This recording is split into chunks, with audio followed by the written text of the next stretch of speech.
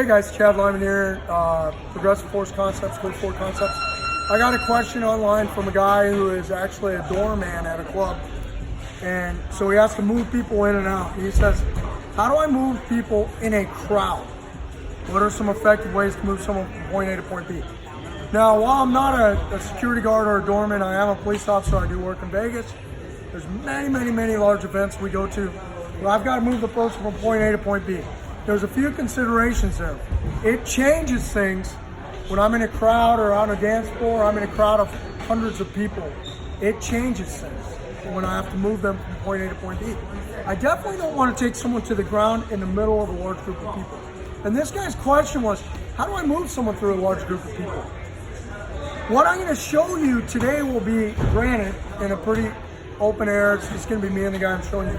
But these are the actual techniques that I use to move someone when I have them inside a nightclub or a concert or something at the T-Mobile Center, and I got to get them out because they're unruly, they're trespassed, whatever the case may be.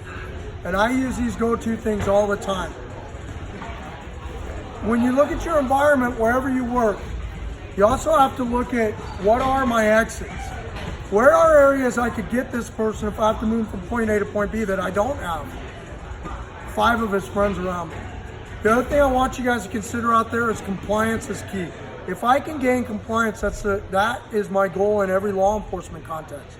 The majority of people I put handcuffs on allow me to do so through some verbal communication, through body language, through explaining what's going on. Now, the magic ding ding, if you will, like we're gonna go hands on, we're not gonna talk anymore, could be that I've explained it to them that verbal commands of presence and verbal commands has failed and they're still not gonna do what I lawfully need them to do. So then I'm gonna put my hands on them and make them, or they become a threat to me or somebody else.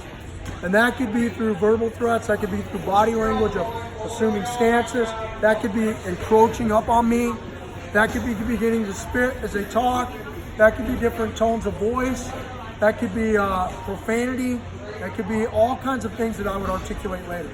So all the hands-on stuff I'm gonna show you is either there's a threat, the bad guy's an active threat to me or someone else, or those things have already failed. Because my goal always is gonna be to get the bad guy to do what I need them to do without me using any force. Compliance is always key, that's my goal. Now, I can't decide if he's gonna be compliant, so if he's not, I'm gonna show you 3 ways that I might move someone from point A to point B. Okay, so I'm gonna use PJ. PJ Linder is one of my guys here, not a copper, but a good friend of mine, been training with me for some time, high-level grappler, and I'm gonna use him as an example of if I had to move him from point A to point B. And remember, all my other attempts to gain compliance have failed. Or he's a threat and I gotta move him. So the first one's gonna be what I call a hug arm bar. I wanna create angles on PJ. That's where my hips face him and his hips face away. If my door, Ernie's on camera, thanks Ernie. If my door were over there, Ernie, if that's where the door was, where I was gonna take PJ, it's off to my left. I can move in on either of PJ's arms.